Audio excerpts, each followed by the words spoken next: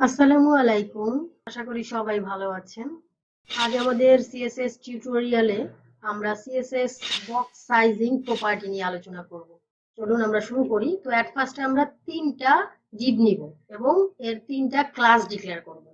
Class নিচ্ছি, তিনটা box নিব। তো তিনটা বক্সের জন্য বক্স 1 ক্লাস দিলাম, একটা নিচ্ছি, ডুপ্লিকেট করতেছি তিনটা। তো এটা বক্স 2, এটা বক্স 3। তো এর মধ্যে আমরা লরেমের কিছু ওয়ার্ডিং যাতে বোঝা যায়, লরেম 10 নিলাম, এটার মধ্যেও নিচ্ছি, আর এখানে নিচ্ছি লরেমের 21। তো এখন আমরা এটাকে ডিজাইন করি। অ্যাট ফার্স্টে ডিপ ধরি, সবগুলা ডিপকে আমরা একই ডিজাইন দেব, এই জন্য ডিপটাকে আগে নিচ্ছি। ডিপের নির্দিষ্ট উইথ দিচ্ছি,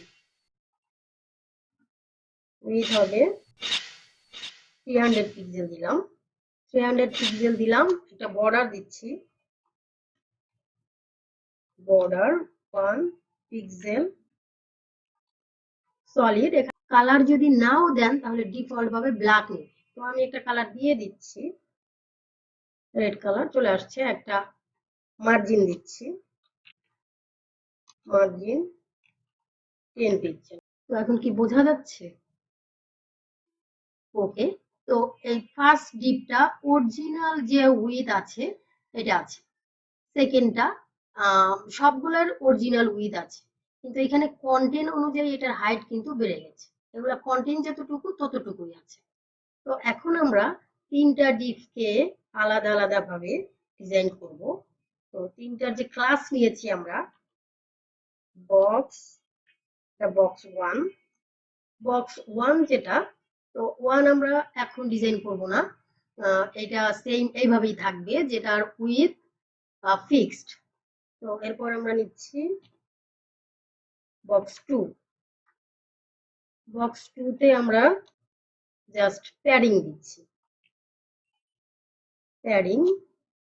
প্যাডিং দিচ্ছি 50 পিক্সেল, সব দিকে 50 পিক্সেল নিয়েছে। দেখেন যে অরিজিনাল যে আমাদের উইথ আছে সেই উইথ থেকে সে আরো 100 পিক্সেল বাড়িয়ে নিয়েছে। তো এখন আমরা থার্ড নাম্বারে, তো বক্স 3 তে আমরা প্যাডিং দিব 50 পিক্সেল সেম। তো আমরা চাচ্ছি যে অনেক সময় আছে যে আমরা বক্সের যে উইথ দেই, অরিজিনাল যে উইথ থাকে, তো ওই অরিজিনাল উইথই চাচ্ছি, প্যাডিং দেওয়ার পরেও সে অরিজিনাল উইথ যেটা, সেই অরিজিনাল উইথটাই থাকবে, প্যাডিং এসে বেড়ে যাবে না। এই জন্য আমরা CSS property box sizing use করি। তো বক্স সাইজিং এ বর্ডার বক্স এর ভ্যালু, তো এখানে আমরা বক্স সাইজিং দিব, box hyphen sizing, box sizing এর বর্ডার বক্স দিব। দেখেন বর্ডার বক্স দিয়েছি, এইটার যে উইথ, এই উইথ অনুযায়ী সে সেম এই অরিজিনাল উইথ নিয়েছে।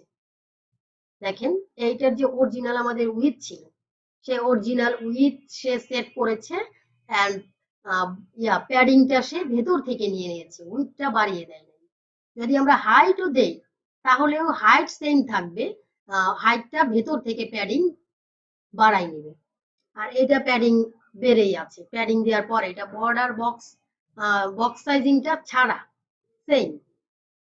তো এখন আমরা দেখেন যে এখানে যে বর্ডার দিচ্ছি, বর্ডার যদি আমরা বাড়াই, বর্ডার আমি 20 পিক্সেল দিলাম, দেখেন বর্ডার অনুযায়ীও সে বেড়ে গেছে, বর্ডারের সাইজও কিন্তু বেড়ে গেছে। এখানের বর্ডার বক্সটা আমি উঠাই দেই, দেখেন সেম। তো আমরা বর্ডারের যে সাইজ দিছি, এই সাইজও এই উইথের থেকে বেড়ে গেছে, এই দেখেন উইথ বেড়ে গেছে। এখন যদি আমি এইখানে বক্স সাইজিংটা দেই, দেখেন এইখানে যে আমি 20 পিক্সেল বর্ডার দিয়েছি, এইখানে দেখেন অরিজিনালের সাথে এখানে 40 পিক্সেল বর্ডার বেড়ে গেছে, কিন্তু আমি এখানে box box sizing border box use করার কারণে এই বর্ডারটাও কিন্তু এখানে বাইরে উইথ কিন্তু বাড়ায় নাই, বর্ডারটাও ভিতর থেকে নিয়ে নিয়েছে, উইথ সেম আছে। অরিজিনাল উইথের সাথে এটা আমি বর্ডার বক্স সাইজিং ইউজ করিনি, এই জন্য সেই 40 পিক্সেল বর্ডারও সে বাড়িয়ে নিয়েছে। কিন্তু আমি চাচ্ছি যে বর্ডারও আমার উইথের সাথে বাড়বে না, উইথ ফিক্সড থাকবে, তখন আমি এই box sizing border box use করব। তো এখন আমি আরেকটা, যেমন আমরা অনেক সময় ফর্মে বিভিন্ন ইনপুট ইউজ করি, তো সেই ইনপুটে অনেক সময় আমরা প্যাডিং দেই, তো প্যাডিং অনুযায়ী এর সাইজটা বেড়ে যায়, যে অরিজিনাল উইথ এর সাইজটা বেড়ে যায়। তো এখন আমি এইখানে আরেকটা ডিভ নিচ্ছি, ক্লাস দিচ্ছি, এটা বক্স 4, এখানে এটা আমি কমিয়ে দেই, না হয় এটা খুব বাজে লাগতেছে। ওকে, তো এই বক্স 4 এ আমি ইনপুট নিচ্ছি, ইনপুট ট্যাগ নিলাম, তো দেখেন এই যে ইনপুট চলে আসছে।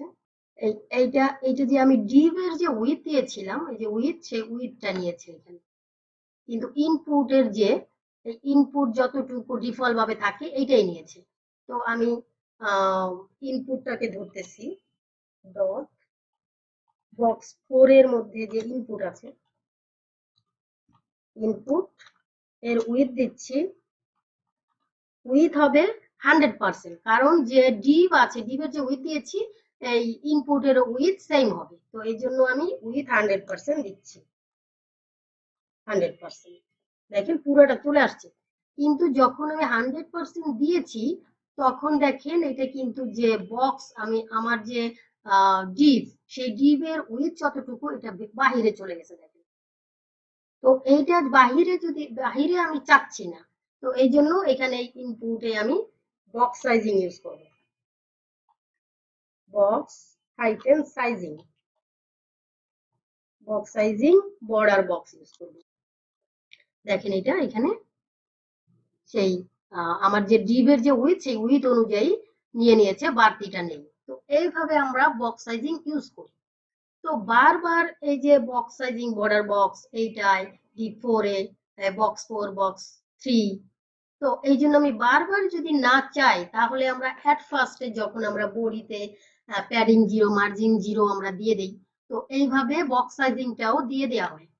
তো এইখানে আমরা যদি এখানে দিয়ে দিই স্টার দিয়ে, স্টার মানে অল, আমাদের যখন যেখানে বক্স সাইজিংটা দরকার হবে, বর্ডার বক্সটার দরকার হবে, তখন অটোমেটিক সে নিয়ে নিবে। এখানে স্টার দিয়ে, স্টার, এখানে বক্স সাইজিং বর্ডার বক্স, দেখেন দিয়ে দিলাম, তো পুরোটা সে নিয়ে নিয়েছে। তো এইটা আমরা এইগুলো এখানে উঠিয়ে দিচ্ছি, আমরা এইটা থাকে এখানে, এটা উঠিয়ে দিচ্ছি।